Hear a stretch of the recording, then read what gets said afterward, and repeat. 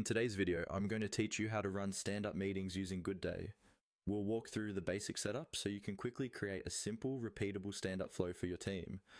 I'll explain what you're seeing on screen and share a few tips along the way so you can easily follow and then repeat these steps on your own. First, start by opening Goodday and selecting the workspace or dashboard where you want to run your stand-up meetings. Think of a workspace or dashboard as the home base for a specific team or project. It's important to choose the right one because your meetings will be associated with that area, and that's where attendees will expect to find them. If your organization has multiple workspaces, pick the one that best matches the team attending the stand-up, like your development, marketing, or operations space. Once your workspace or dashboard is open, look for the highlight section in the interface and click on it. This highlight area acts like a quick access menu to important features in Goodday.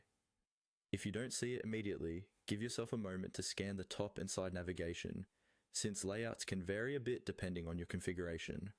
Clicking on highlight will reveal more tools that help you manage your team's daily work. From the options that appear, go ahead and click on Meetings. This is the central place in Goodday where all meeting-related items live.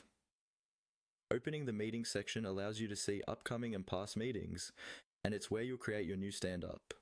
If your team plans to use Goodday regularly for coordination, this meetings area can become your hub for all recurring check-ins, not just stand-ups. Now that you're in the meeting section, click on New Meeting. This will start the process of creating a fresh meeting entry. You'll usually see a button or link labeled New Meeting near the top of the screen. Selecting this option tells Goodday you're ready to define the details, such as the meeting name, schedule, and participants. After choosing to create a new one, you'll see an option to confirm, typically labeled Create Meeting. Go ahead and click Create Meeting to finalize it.